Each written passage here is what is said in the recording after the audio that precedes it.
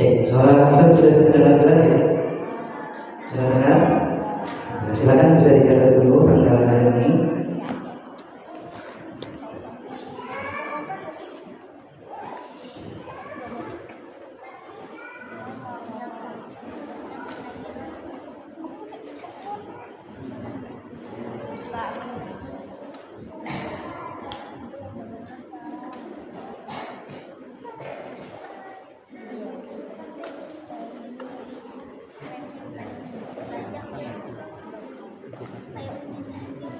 Ya, ini bersemangat. Silakan belajar.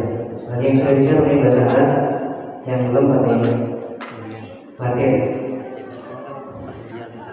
Materinya mengikuti juga.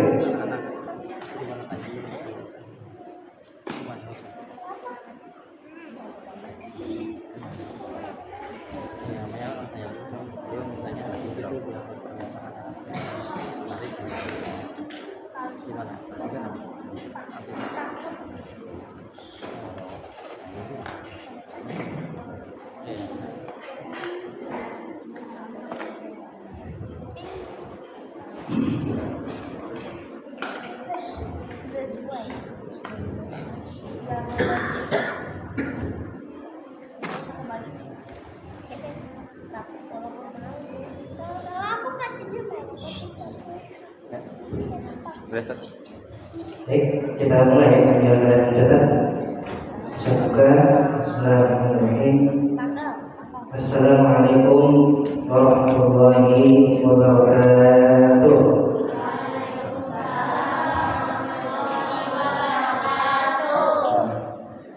Alhamdulillahirabbil alamin.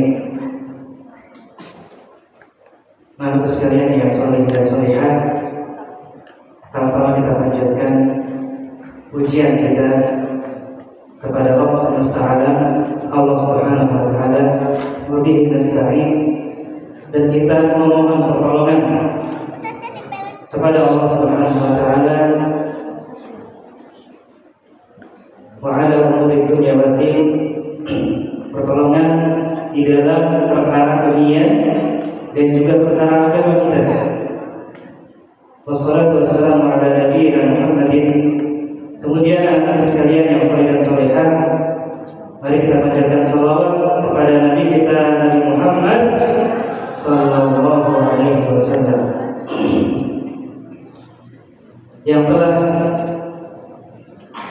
mengajarkan umatnya ya, banyak dan ilmu-ilmu yang sangat bermanfaat ya, selama kita hidup di dunia untuk bekal di akhir. Pada para sahabat, dari para sahabat yang tersebut bersambung lagi ke generasi berikutnya. Siapa mereka? Tabi'in. Bersambung lagi ke generasi berikutnya, tabi'in sampai saat ini kita masih bisa merasakan ilmu tersebut. Ini yang ditemukan mubarak, yang penuh berkah dari turunnya Rasulullah SAW.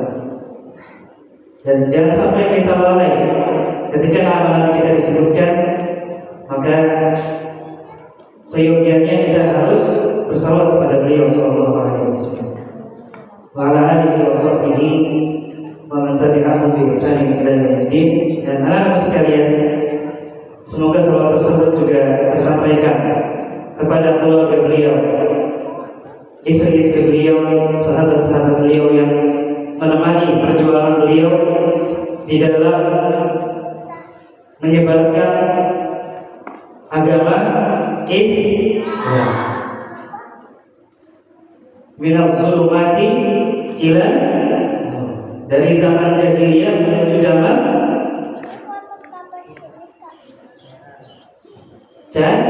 cahaya, zaman kegelapan menuju zaman cahaya, penuh ilmu. Jahiliyah kebodohan, cahaya maksudnya adalah ya ilmu yang Allah turunkan.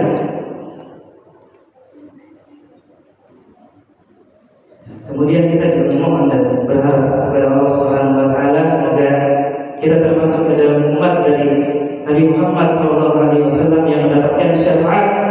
Siapa yang mau mendapatkan syafaat dari Nabi Muhammad? semuanya.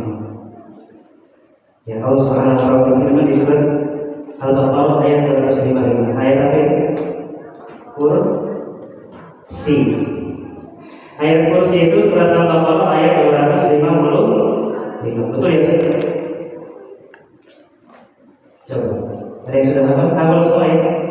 A'udzubillahi minasyaitonir rajim. Allahu la ilaha illa huwal hayyul qayyum la ta'khudhuhu sinatun wa la nawm lahu ma fis samawati wa ma fil ardi. Pada hari kiamat nanti tidak ada yang bisa memberikan syafaat kecuali Allah izinkan. Man dzalladzi yashfa'u 'indahu illa bi'idznih. Tidak ada seorang pun yang bisa memberikan syafaat kecuali Allah izinkan untuk memberikan syafaat. Salah satunya siapa? Nabi Muhammad SAW yang akan memberikan, ada istilahnya syafaatul kubra, syafaat yang paling tinggi, yang paling besar. Ketika orang-orang sudah berkumpul di padang mahsyar, itu menunggu sangat lama sekali, waktunya tidak mulai-mulai. Ya, orang-orang datang kepada Nabi Adam, kepada Nabi Ibrahim, kepada Nabi Isa, Nabi Musa, sehingga akhirnya Nabi Musa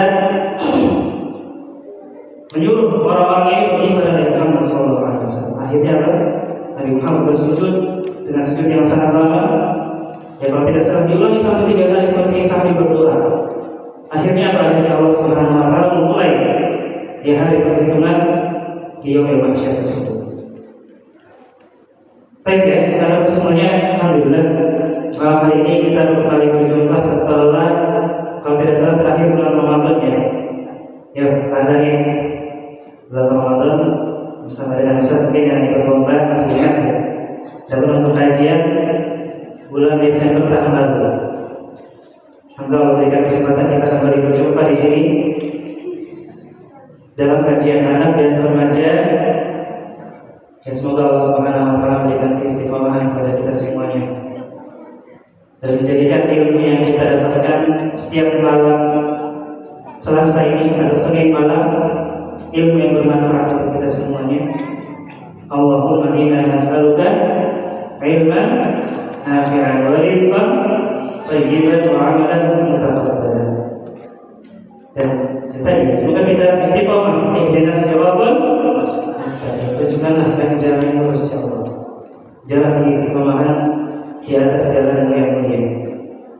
Baik, anak-anak semuanya yang dirahmati Allah Subhanahu wa taala dan Bapak Ibu yang hadir di malam hari ini, sebelum Ustaz masuk ke dalam pembahasan kita yang utama terkait dengan tafsir, ya, untuk kita mendalami makna Al-Quran. Nanti Ustaz akan jelaskan perbedaan tafsir, perbedaan terjemah, dan perbedaan tadabbur. 3 hal ini yang nanti akan sangat penting untuk kita, untuk bekal kita di dalam memahami Al-Quran, agar kita bisa mengamalkan apa yang ada di dalam dengan pemahaman yang benar. Ya, dengan 3 tadi: tafsir, terus apa lagi? Terjemah dan tadabbur, sehingga berbuah amalan. Berbuah. Sebelum ke situ, saya ingin menjelaskan tentang pentingnya mengagungkan ilmu. Anda pindah ke sebelah sini boleh? Sepertinya lebih enak kalau seperti ini.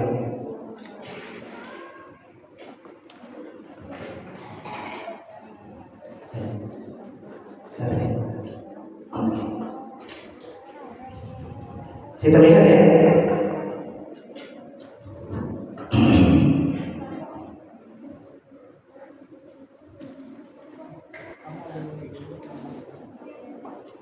Ya, mengagungkan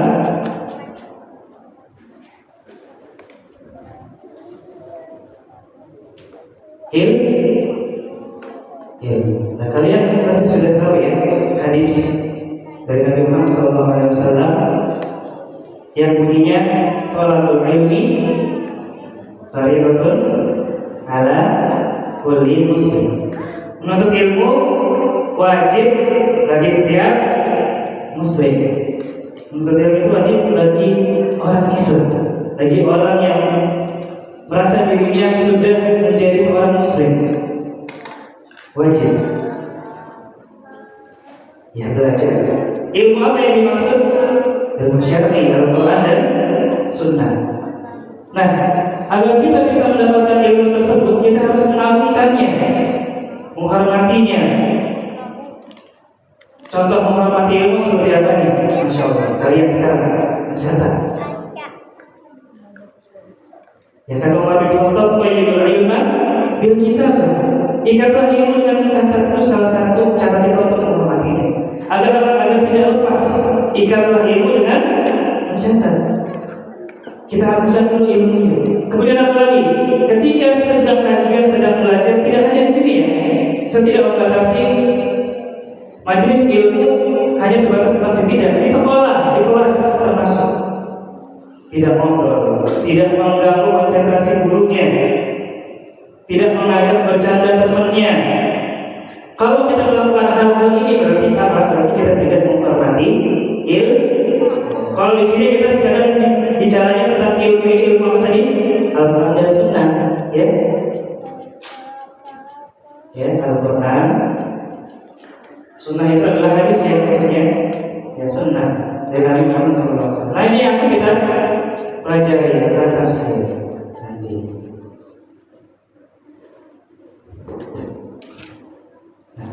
Kenapa kita harus menganggap ilmu? Ada yang tahu? Ya, kata Syekh Shalih Al-Utsaimin dalam kitabnya Tahdzibul Ilmi, beliau mengatakan, ya, semakin seorang itu mengagungkan ilmu, maka ilmu tersebut akan semakin melekat di dalam hatinya.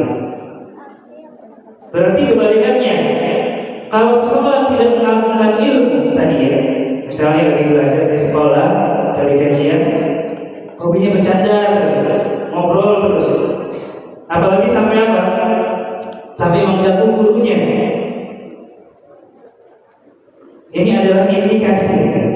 Indikasi 1, 2, 3. Indikasi itu Ustaz tidak ingin benar-benar mencap, wah ini kalau menambah ilmu kan, kalian masih kecil, lari-lari segala macam, itu butuh proses untuk benar-benar bisa melakukan ilmu. Nah sekarang kita harus belajar melakukan ilmu. Ya tidak ngobrol, tidak toleh-toleh. Nah ini mulai ini.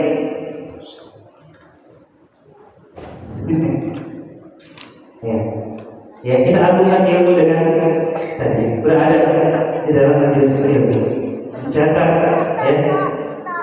Ustaz ingin menanamkan orang yang melakukan ilmu itu bisa menggapai apa? Ya ini misalnya ada tangga ya.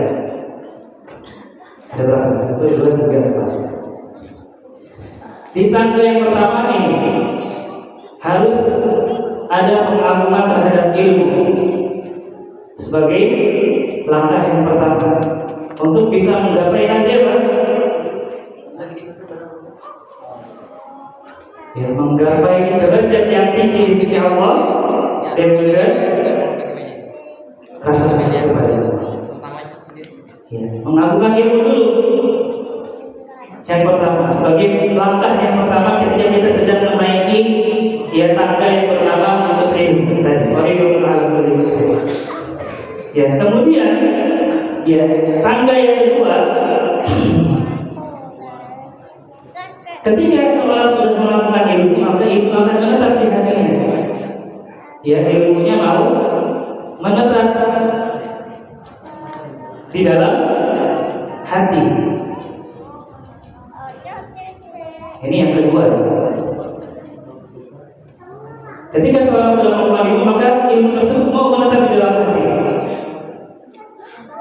Ketika ilmu sudah mau menetap di dalam hati, ya, baru yang ketiga, ya, dia bisa mengamalkan ilmu tersebut, ya, atau ilmunya semakin banyak, ya, semakin banyak di dalam hatinya, sehingga berbuah, ya dia bisa mengamalkannya. bisa mengamalkan ilmu tersebut. Dari sini sudah terlihat orang yang tidak mau mengamalkan ilmu, ilmunya tidak mau menetap dalam hati, tersingkirkan dari dalam hati, sehingga sulit untuk beramal. Ini harus berhati-hati. Dan hadisnya kalian ini sudah tahu. Ya. Man salaka tariqan yaltamisu fihi 'ilman sahhalallahu lahu bihi tariqan ila jannah. Barang siapa yang menempuh suatu jalan yaltamisu fihi 'ilman, ya di jalan tersebut dia menuntut ilmu, dia mengusahakan untuk mendapatkan ilmu, sahhalallahu, maka Allah akan mudahkan baginya jalan menuju surga. Allah mudahkan jalan baginya menuju surga, artinya Allah mudahkan dia untuk beramal soleh. Kalau seseorang sudah sulit untuk beramal soleh, susah ngaji, susah sholat berjamaah, indikasi tadi sebelum bahwasanya ilmu tidak menetap di dalam hati dia, dan itu harus berhati-hati. Satu lagi hadisnya, Man yuridillahu bihi khairan yufaqihuhu fid-din. Barang siapa yang Allah menginginkan kebaikan baginya, yufaqihuhu fid-din, maka Allah akan pahamkan ilmu agama dalam agama, yufaqihuhu fid-din. Ya, sehingga akhirnya yang tambat, ya, apa tadi? Akan menggapai derajat yang tinggi di sisi Allah. Di sini sudah ada yang hafal di surah 8? Sudah ada? Yang hafal di surah 8? Belum? Belum. Kalau Ustaznya masih sudah ada. Ayat 11. Surat Al-Mujadilah. Ya ayyuhalladzina amanu idza qila lakum tafassahu fil majalis fafsahu yafsahillahu lakum wa idza qila fanshuzu yarfa'illahu alladzina amanu minkum walladzina utul ilma darajat. Seorang yang menuntut ilmu itu, ya ini ayatnya tadi panjang ya. Allah menyuruh kita untuk saling berlapang-lapang di dalam majelis ilmu. Tafassahu fil majalis, maka Allah akan lapangkan kita. Ya, fanshuzu, wa idza qila fanshuzu, dan apabila kalian disuruh untuk berpindah atau bergeser, berpindahlah. Yarfa'illahu alladzina amanu minkum, maka Allah akan tinggikan. Ya. Ini tadi konteksnya ketika sedang menuntut ilmu. Allah akan tinggikan derajat, yarfa'illahu alladzina amanu minkum walladzina utul ilma darajat.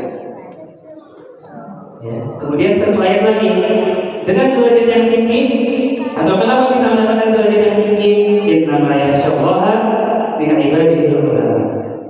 Orang yang sudah punya ilmu, dia akan semakin takut, akan semakin timbul rasa takut kepada Allah. Ya, timbul rasa takut. Ya tadi, innama yakhsyallaha min ibadihil ulama. Surat Fatir. Sungguhnya yang paling takut kepada Allah dari para hamba-hambanya adalah siapa? Ulama itu artinya adalah orang yang paling berilmu.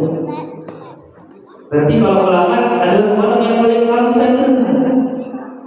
Dia belajar. Makanya kita lihat kalau lihat para ulama itu ya. Ketika kita baru lihat saja, seakan-akan kita sudah mau mengamalkan amal soleh. Kita baru lihat saja, belum dengar ceramahnya, belum. Lihat Ustaz, ya. Masya Allah, ilmunya. Padahal baru lihat aja, tapi sudah membuat apa namanya hati kita untuk mengamalkan amal soleh. Saking apa ya? Sudah melakukan ilmu yang sudah menetap dalam hati, sudah banyak dan sudah diamalkan. Allah berikan derajat yang tinggi. Keberkahan ilmu ini diraih oleh siapa? Oleh para ulama.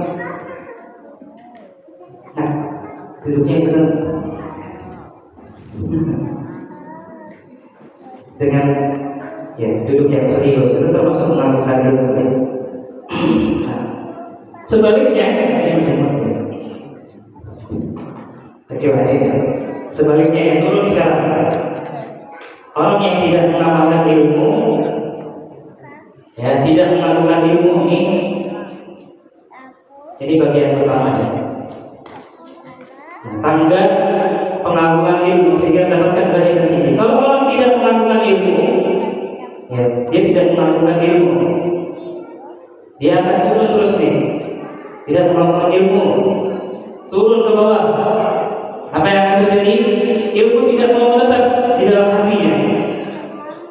Ilmu tidak menetap dalam hatinya, dalam hati. Sehingga apa? Sehingga dia akan sulit untuk beramal soleh. Ya, sulit untuk beramal karena ilmunya sudah tidak mau. Sulit beramal. Kalau sudah sulit beramal, apa? Akan semakin rendah derajatnya di sisi Allah. Ya, kebalikannya ya, derajatnya semakin rendah. Ya semakin rendah baca ya. Ya. Tidak melakukan ilmu, ilmu tidak menetap, sulit beramal, derajat semakin rendah di sisi Allah.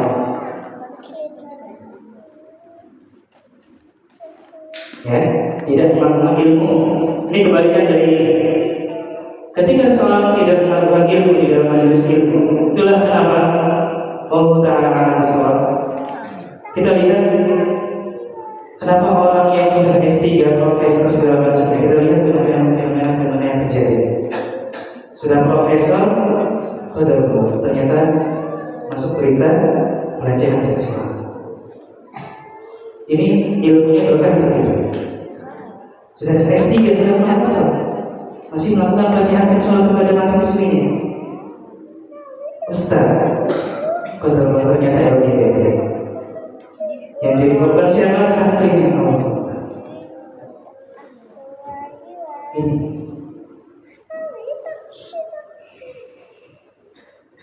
Ya, tapi itu hidayah. Yang namanya hidayah, ketika kalau cakap, ya maka ya sudah. Sehingga dari saya sampaikan, kita berdoa agar Allah Subhanahu wa Ta'ala memberikan kita istiqomah dan mengamalkan ilmu itu sudah mulai sejak dini, sejak kalian sekarang. Ustaz sampaikan bola-bola. Mengamalkan ilmu tidak hanya di kajian, di kelas juga harus biasakan berada, duduk yang baik, menghormati guru, yang saling menghargai sesama teman, tidak mengganggu, saling mengingatkan. Ya, nah ini semoga dapat dipahami intinya apa. Ya, kita harus melakukan ilmu. Insyaallah ini yang akan kita lanjutkan pada pertemuan berikutnya mengenai melakukan ilmu. Tadi kitabnya adalah Ta'zimul Ilmi, maksud ambil dari kitab Ta'zimul Ilmi. Ya. Ta'zimul Ilmi. Karya Syekh Shalih Al-Husaini.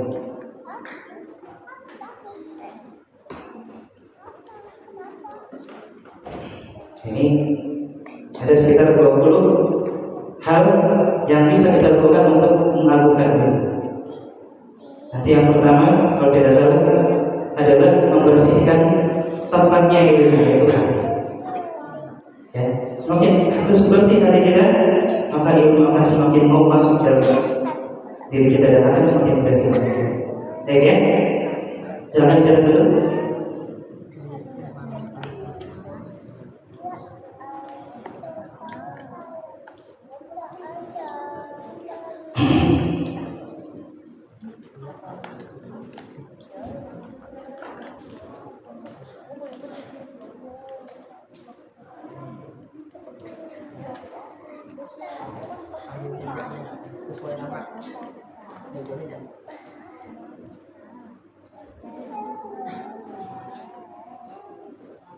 Yang sini sudah bisa hapus ya?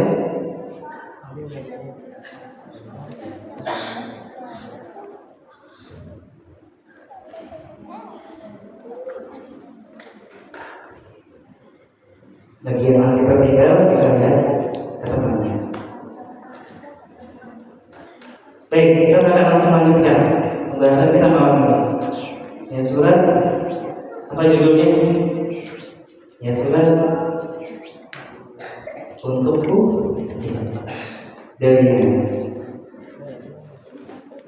Ya, ini adalah maksudnya adalah Al-Quran.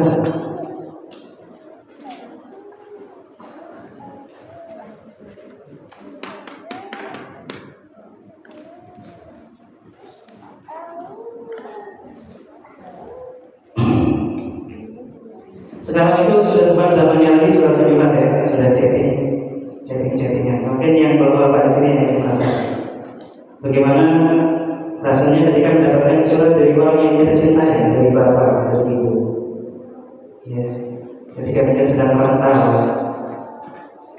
kemudian bapak ada di kampung atau ibu atau orang tua ada di kampung, ketika kita saling kirim surat itu akan ada rasa menunggu. Ketika surat sudah datang, akan muncul rasa bahagia. Ya, dan setiap surat yang kita baca itu akan semakin membuat hati kita senang. Ini zaman dulu. Kalau sekarang kita chatting WhatsApp. Ya, dapat WhatsApp. Kalau misalnya bapak atau ibu dapat WhatsApp dari pasangannya. Kalau kita nanti baru. Kalau anak-anak apa kira-kira? Kalian suka mendapatkan surat atau mungkin pesan misalnya yang ditempel oleh orang tua kalian di kulkas, kalian senang atau tidak? Misalnya adik kalian nulis, misalnya siapa lagi masa ujian misalnya, terus Nabi sama nulis semangat ya nak, semoga Allah mudahkan ujian. Kalian kira-kira senang atau tidak? Senang. Dulu para sahabat Nabi Muhammad SAW tidak terkecuali sahabat yang laki-laki maupun yang perempuan sahabat. Ketika masa turunnya Al-Quran, mereka selalu menunggu kapan ayat atau surat atau setiap firman Allah itu turun. Mereka selalu menunggu kira-kira ayat apa yang akan Allah turunkan. Karena mereka sudah menganggap bahwasanya ayat yang Allah turunkan itu adalah surat untuk mereka, surat cinta untuk mereka. Ya, Hasan Al-Basri menceritakan bahwasanya mereka itu para sahabat yang sudah benar-benar menganggap bahwasanya setiap ayat yang turun itu adalah surat yang benar-benar mereka tunggu. Mas Azan, ini baru mengerti. Sedikit lagi yang benar-benar mereka tunggu kedatangannya. Ketika ayat turun, mereka berbahagia semuanya gembira. Namun ketika ayat itu turunnya ibarat lama sekali, maka itu akan semakin membuat hati mereka berbeda. Ya, coba kita akan lanjutkan ya setelah Isya mengenai hal ini sekitar 10 menit. Setelah itu baru akan tulis. Nah, kita akan melakukan terlebih dahulu azan dan kita siap-siap untuk sholat ya. Untuk sesi ini kita tutup dulu dengan doa kafaratul majlis. Subhanaka Allahumma wa bihamdika asyhadu an la ilaha illa anta astaghfiruka wa atubu ilaik. Wabillahi taufiq. Assalamualaikum warahmatullahi wabarakatuh. Teman-teman silakan nanti kursinya ditaruh dulu. Nanti pada Isya kita lanjutkan sekalian nanti tanya jawab. Nanti yang bisa menjawab akan disiapkan hadiah buat teman-teman. Jangan yang atasnya ditaruh di pojok sesuai warnanya ya. Taruh sesuai